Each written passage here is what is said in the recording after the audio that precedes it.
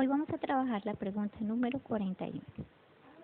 En una misma población de cierta ave se establecieron los genotipos de los genes G y C, que dan origen a los fenotipos de tamaño y forma del pico respectivamente. Estos genes se comportan de acuerdo con las leyes de dominancia, recesividad y segregación independiente de Mendel. Los resultados obtenidos se muestran en la tabla. Encontramos una tabla con dos columnas, en donde nos muestran fenotipos y genotipos. Recordemos que el fenotipo es la expresión de los genes y el genotipo hace referencia al tipo de genes o clase de genes que tiene un individuo. Por eso en la columna de fenotipo encontramos características como el pico grande y agudo y pico corto y curvo, y en los genotipos la combinación de genes que dan lugar a estas características.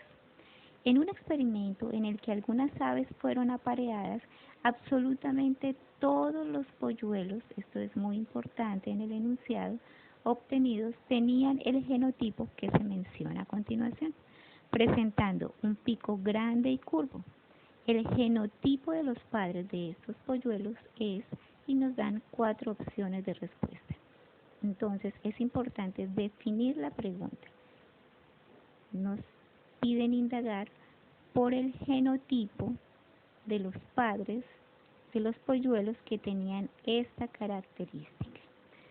Como les he sugerido en videos anteriores, debemos identificar las palabras claves para lograr una mejor comprensión del problema y acercarnos a la respuesta válida. Si retomamos el enunciado, entonces encontramos que los dos genes que vamos a trabajar son el gen G y el gen C, que definen las características de tamaño y forma.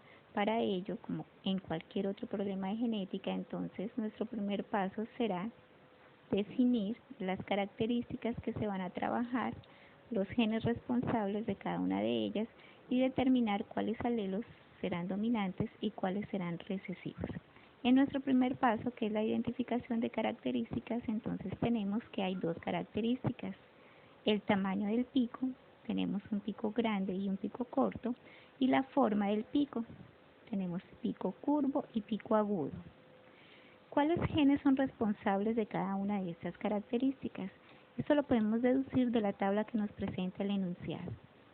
El genotipo, que es la combinación de genes, entonces nos muestra que el gen G lo relacionaremos con la primera característica que nos mencionan en el fenotipo.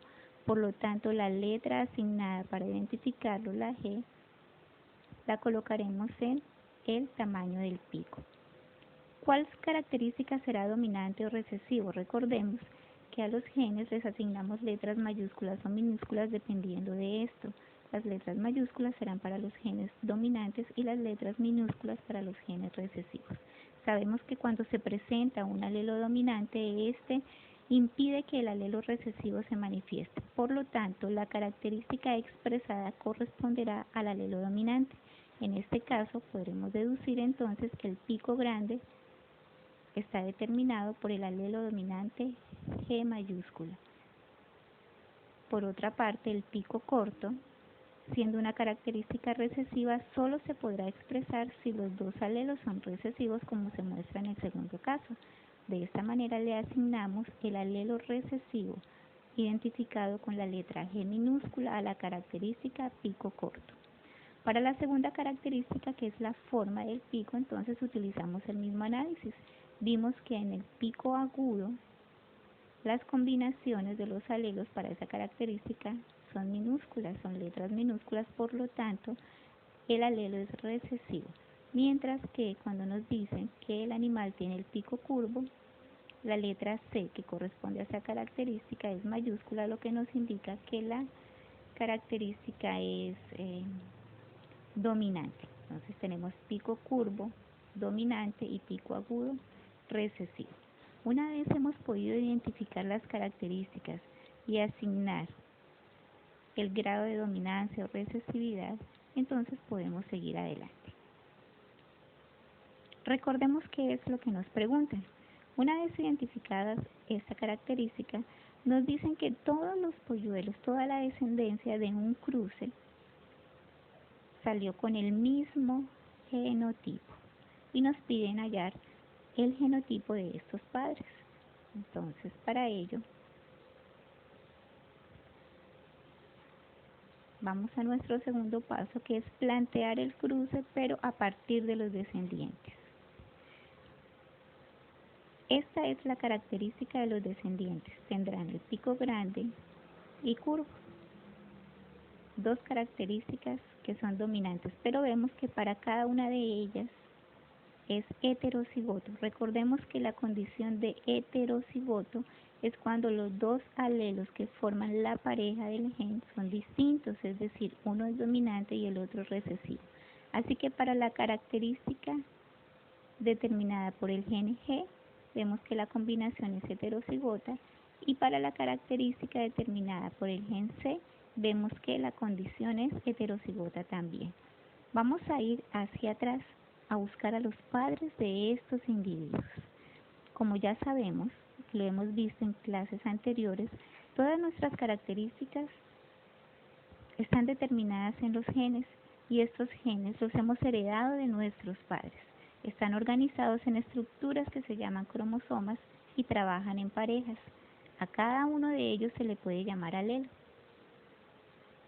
Cada alelo de cada pareja proviene uno de nuestra madre y otro de nuestro padre. Así que tomando en consideración esto, vamos a tratar de ir hacia atrás para poder identificar los padres de estos individuos. Si el individuo tiene un alelo dominante y un alelo recesivo, es porque cada uno de sus padres le aportó uno de ellos. Entonces, en este caso, le vamos a asignar la letra mayúscula del alelo dominante a uno de los padres y el alelo recesivo al otro. Pero recordemos que el par de genes, el gen está compuesto por dos alelos. Así que tendríamos que determinar cuál sería el alelo que le acompaña. Como nos dicen que todos los individuos son iguales, este padre no puede aportar alelos distintos a este. Por lo tanto, los dos alelos son dominantes. Lo mismo ocurre con este, los dos alelos serán recesivos. Teniendo la primer parte del genotipo de los padres, nos vamos a ir a las opciones de respuesta a ver si alguna coincide con ellos. Entonces, si vemos la opción A, comparando el gen G, vemos que no coincide, en la opción B tampoco, la opción C sí y la opción D no. Así que la respuesta será la opción C. Sin embargo, podemos continuar y si completamos el gen C, nos damos cuenta que uno de ellos tuvo que venir de uno de los padres y el otro del otro. En este caso también el gen C se comporta de forma homocigota. Espero que con esto hayamos podido resolver algunas de las dudas.